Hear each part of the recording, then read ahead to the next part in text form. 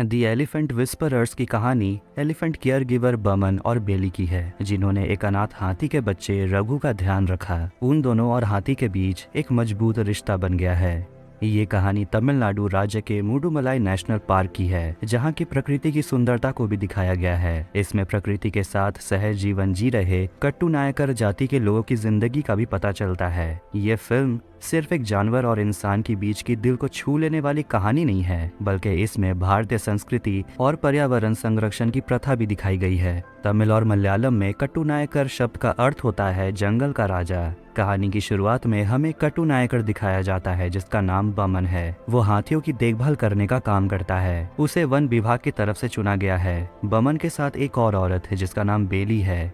दोनों ही एक साथ काम करते हैं। नेशनल पार्क के थेपाकड़ू एलिफेंट कैंप में वो बताते हैं कि जब उन्होंने रघु को पहली बार देखा तो वो एक बच्चा था, बिल्कुल अकेला। उसके पूंछ को कुत्तों ने काट लिया था। वो बहुत दर्द में था। बिजली लगने के वजह से उसकी माँ की मौत हो गई थी और वो हर जगह भटक रहा था। उस छोटे बच्चे को उसके झुंड से मिलाने की कोशिश भी की गई, लेकिन काम नहीं बना। वन विभाग ने बमन और बेली को चुना रघु की देखभाल करने के लिए। रघु के साथ साथ और भी कई लोग हाथी के बच्चों की देखभाल करते हैं। रघु और बेली के साथ साथ उसके समाज के लोग यही सोचते थे कि रघु जिंदा नहीं बचेगा, लेकिन अब वो स्वस्थ है। थेपाकड़ू एलिफेंट कैंप एक तरह से हाथियों का शिविर है, जहां अनाथ भटके हुए हाथी को लाया जाता है और यहाँ रहने वाले उनकी देखभाल करते हैं। हम बमन और रघु को खेलते हुए देखते हैं और बमन रघु को डांट लगाता है, ये बोलते हुए कि उसने अपनी घंटी पानी में गिरा दिया था। हाथियों में ये घंटी लगाना बहुत जरूरी है, क्योंकि अगर ये हाथी खो जाते हैं तो इन्हीं की मदद से इन्हें वापस ढूंढा जा सकता है और हाथी बेवजह परेशान नहीं होंगे। फिर हम रघु के एक दोस्त कृष्णा को देखते हैं, जिसने रघु को घास तोड़ना सिखाया है।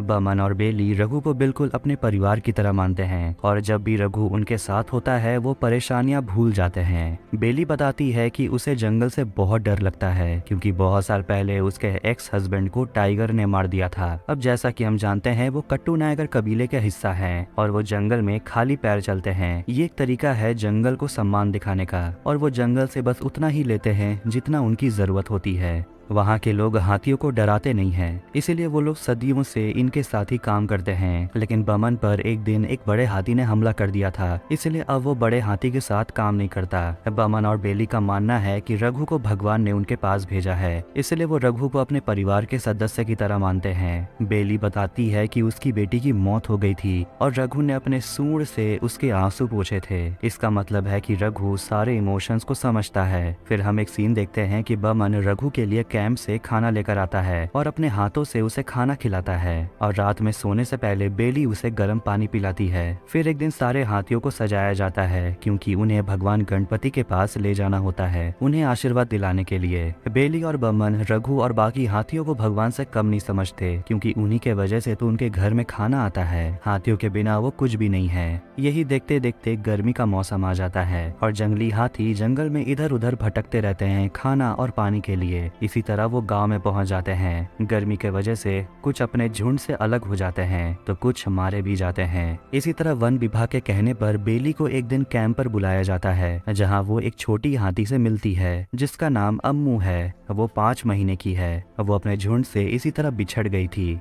वन विभाग चाहते हैं कि बमन और बेली अम्मू को भी पाले, क्योंकि उन्होंने रघु की देखभाल की है, जिसका पहले बचने का कोई उम्मीद ही नहीं था। पहले तो रघु और अम्मू एक साथ नहीं रहते थे, लेकिन धीरे धीरे उन्हें एक दूसरे की आदत हो गई है। फिर एक दिन सब जश्न मना रहे होते हैं और सारी औरतें रात में आग जलाकर नाच रही होती हैं, और अगले ही दिन बमन और बेली शादी कर लेते हैं, क्योंकि हाथियों की देखभाल करते करते कहीं न कहीं वो दोनों बहुत करीब आ चुके थे। पूरा गाँव बहुत खुश होता है। धीरे धीरे जंगल में हरियाली वापस लौटने लगती है और हम बेली की पोती संजना से मिलते हैं, जो अपनी दादी के हर काम में मदद करती है। वो हाथियों से बहुत प्यार करती है और बेली अक्सर संजना को अपने साथ कैंप लेकर जाती है ताकि वो उसका काम सीख सके। जैसे कि वो दोनों मिलकर हाथियों को नहलाते हैं, खाना खिलाते हैं, उनकी देखभाल करते हैं। बेली चाहती है कि संजना भी वही सब सीखे। रात में बेली अपनी पोती संजना को एक कहानी सुनाती है। इस कहानी का मकसद ये होता है कि जब तक लोग हाथी के नजदीक नहीं जाते तब तक ये समझा नहीं जा सकता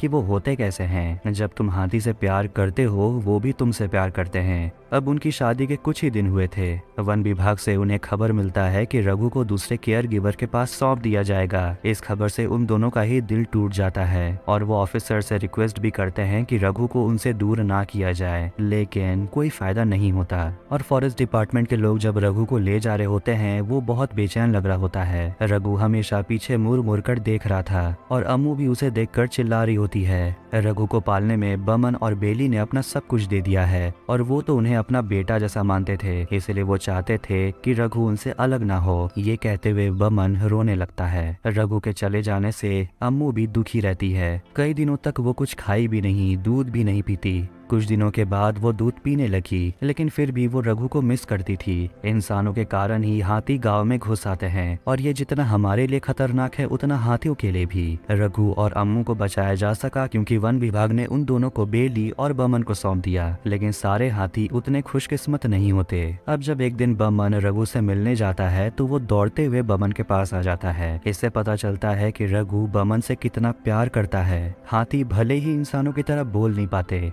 लेकिन महसूस सब कर पाते हैं। फिर हम कुछ बच्चों को देखते हैं जो एक बड़े से हाथी को नहला रहे होते हैं। यही है जो आगे चलकर बमन और बेली जैसे केयर गिवर की जगह लेंगे। ये बच्चे लोग ही हैं जो आगे चलकर इस परंपरा को आगे बढ़ाएंगे। ये लोग हाथियों के बिना अपनी जिंदगी की कल्पना भी नहीं कर सकते। बेली और बमन अनाथ हाथियों को पालने वाले पहले कपल बने और अम्मू और रघु अब 3 और 7 साल के हो चुके हैं। और इसी के साथ ये फिल्म यही एंड हो जाती है।